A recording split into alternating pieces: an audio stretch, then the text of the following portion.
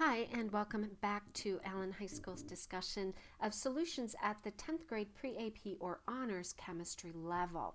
We're going to talk now about solubility in terms of two issues. One is the rate at which we can dissolve a substance, and the second is the actual amount. How do we alter the amount of solute that we can get in our solvent? So when we talk about solubility, what we are referencing is the maximum amount of solute that will dissolve. So for solubility, that's the key factor, is that it's the maximum. So solubility, the maximum that can dissolve, and we have to specify the amount of solvent. So in the denominator, it'll be a slashed unit, and in the denominator, we have to tell you something about the amount of solvent, or sometimes we'll talk about the amount of solution. And I'm using the word amount. I know it's vague, but I'm intentionally vague because it could be liters, it could be grams, it could be kilograms. We could talk about moles. All right, so we have to specify that. We also have to specify temperature because solubility changes with temperature. And if we're talking about gases, we also need to state our pressure.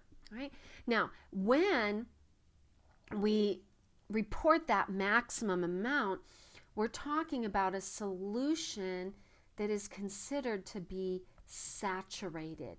It has the maximum or the most that it can have. So the first that we're going to talk about is the rate of dissolving. So there are three things that can affect the rate: agitation, surface area, and temperature. Now, two of these are specific just to rate, and you want to be careful because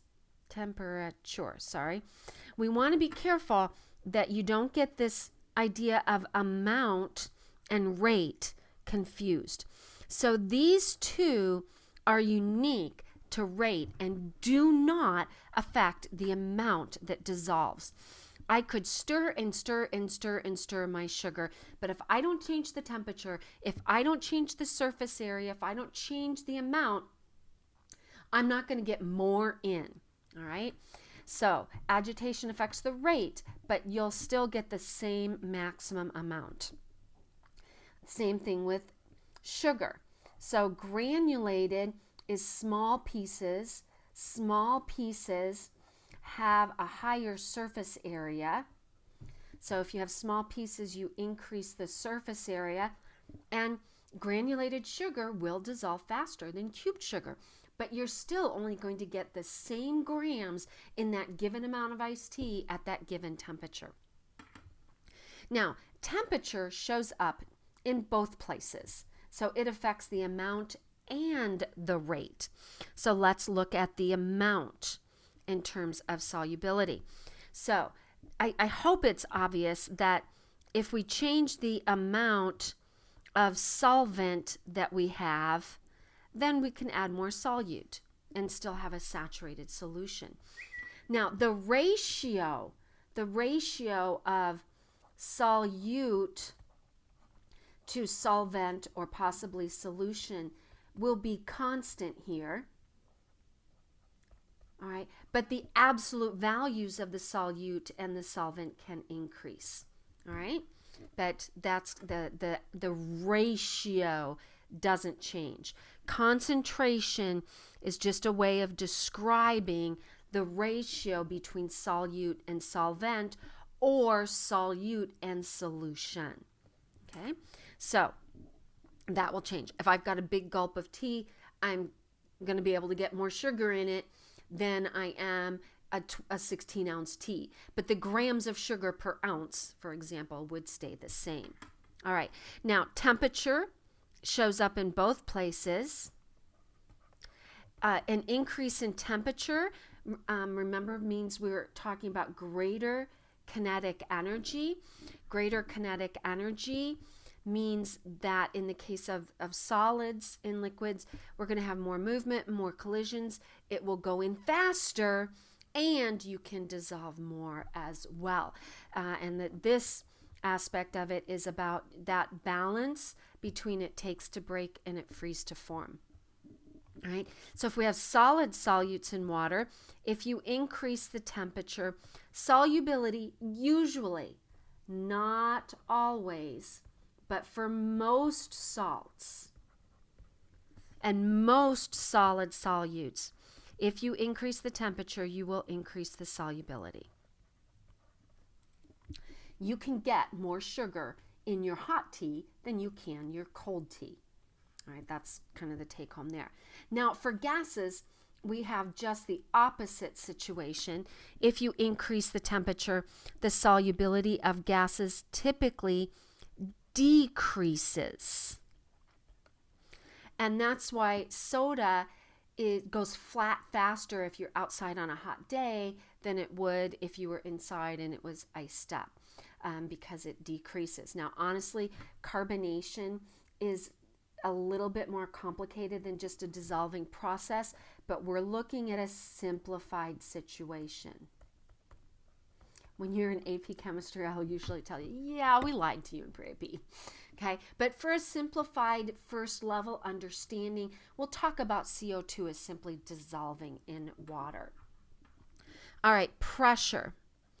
Pressure mainly affects, and in fact for our purpose, only affects the solubility of gases in liquids. So if we want to increase the carbonation, or if you wanted to increase the dissolved oxygen in water, if you increase the pressure of the gas above the liquid, it's like you're pushing more in. It will increase the solubility for gases. All right. Now, we need some other terms here to describe the degree of saturation. And so we have three terms that we're going to be using. I mentioned saturated already. Saturated references that maximum amount of solute in a given amount of solvent at a specified temperature. Okay. Now, and pressure if it's a gas. So let's take a look at that. And the next one, what if we have less? Like maybe I don't like my tea quite as sweet. So I didn't add quite as much. And if we have less, we call that unsaturated or not saturated, would be that what that prefix un means. So you need to know that word unsaturated. I could add more sugar if I wanted to. You could put more solute in and it would dissolve. All right. Now, there is an unstable state. Both of these are stable. So they can sit there for quite a while and nothing would happen.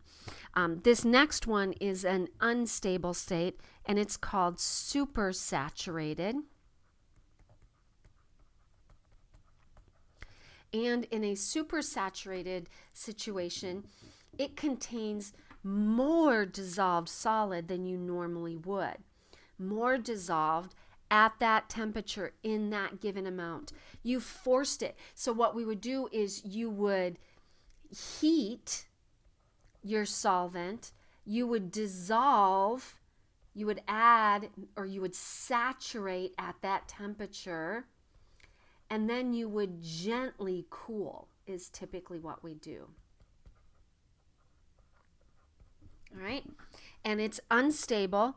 And many or most supersaturated solutions can be disrupted. All you have to do is, add a crystal of solute, and that provides a place for the extra crystals to grab onto, or sometimes you can scratch the side of the container, and that's just enough to disrupt the solution, and all of the excess will come out. So let's look at some experimental data and see how we would know whether or not a solution was saturated. So let's look at this. If I have a solution And these are solutions. Each of these solutions has a varying amount of NaCl. All right, they're not all the same. But to each one, we're going to add 30 grams of NaCl.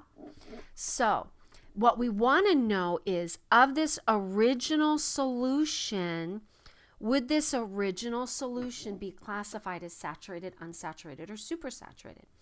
So we added, in this case, we took solution 1, we added 30 grams, and there's no grams at the bottom. In other words, all of the 30 grams dissolved. Therefore, the original solution must have been unsaturated, because I could get more in. I'm just going to put an apostrophe D there to mean saturated. That's a shorthand. Solution 2, I added 30, but 30 plus 15 grams precipitated out. In other words, I must have had too much because extra came out. This original solution must have been supersaturated. Solution 3, I put in 30, 30 went to the bottom. No more went in, but no extra came out. So no more in, but no extra out. So in this case, we must have had a saturated solution. All right. Now, here's the last one. We have 30 grams added, and 10 grams ended up at the bottom of the container. So in this case, if I put in 30, 10 are at the bottom, that means that 20 grams went into my solution.